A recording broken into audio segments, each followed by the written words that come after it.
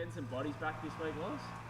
Yeah, Emily Borg as one of our vice captains comes back into the team, which we're very excited about. So obviously Borgie's had 3 very strong years in Port Adelaide colours and now one of our vice captains. So really looking forward to having her back. How have you gone managing the last couple of weeks without a few of your key players? Yeah, the injury toll certainly has been challenging even through pre-season. So to get a couple more in round 1 was challenging, but yeah, things are trending upwards and we're seeing some availability become more real for more of our list as we move into the next week or so. Usually the injuries start mounting up as the season goes on. To have them so early, can you put it down to anything?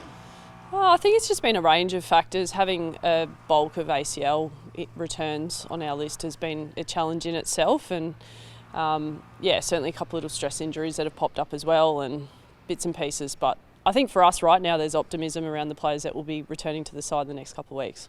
Does it? Do you feel your timeline changes a bit in AFLW as opposed to the blokes? Like do you want to rush people back a little bit more given how the season is shorter? I think it's very dependent on the individual and what their injury is. Yeah. Yeah, you don't feel the time crunch as much? It really depends. I think certainly for Emily, she's more than ready to go tomorrow, so there hasn't been a rush on her, and the others are really close. Away from the injuries then, the 0-2 time crunch then, do you feel that one more as a coach?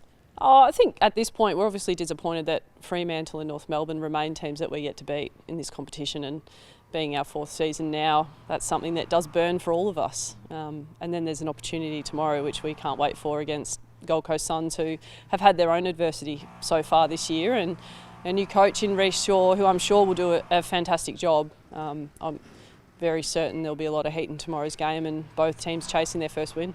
Has the 0-2 taken any shine off of how last year finished on such a high? The belief the girls still have, at the same levels? I think if we let that happen, it'd be relatively immature. Certainly there's a burn there that we're yet to beat Freo and North. But there's also a burn to learn what we need to catch up to those teams that we're yet to beat and to perform at a consistent level that's going to make us far more competitive in the remaining games, which for us right now is 10, and we've never had more than 10 games in a fixtured season, so there's plenty of opportunities ahead for us. What is it you think that sets them apart, I suppose, from you guys, the 2 that you faced already? I think the genuine experience across the list of Fremantle and North is huge. We did some numbers at the back end of last year and we found even the Fremantle game last year and North in particular, their squad averages between 20 and 30 games of AFLW more than our squad. And that's, in AFLW speak, that's between 3 and 4 years. That's enormous. And so there's an urgency and a level of impatience to catch up, and there's a level of in some respects, we need to learn our lessons as quickly as we can and also build some maturity in a very young group. And there's a level of patience required for that. And so finding the balance and the fine line across patience, impatience, urgency, and learning what we need to as we go through each game is a nice little line for me to tinker with each week. Yeah, what does that look like for you as a coach? How do you toe that line? Well, I think the message has to be around consistency. So if we get our processes right and keep guiding and teaching a very young group around how to go about what we do every single day, the process will look after the outcome. And so while the results against Fremantle and North haven't been what we've been after in the first 2 weeks, the process is the focus, and that will remain regardless of the wins and the losses column. I think we certainly were disappointed in round 1 with our process. We didn't show up in a way we know we can, and was significantly better last week against North Melbourne despite the scoreboard. So there's growth in that area that I'm pleased with in the last 7 to 10 days. Are you thankful that the weather forecast suggests it might be a little bit different across the weekend at least right now? I think all of Adelaide would be thankful that the weather forecast is different to what we've had in the last 24 to 48 hours. My power at home was out for a significant amount of time this morning. So yeah, look, I think certainly it's important for AFLW to be a game we want to watch, and so the weather that we've had last night was actually pretty good for training, but yeah, certainly if you're getting 40k an hour winds, which we have right in this moment, would suggest a scrappier game, but I think it's looking a bit nicer for tomorrow. Will you modify your training at all? I know it's going to be a light run, but we'll see how we go.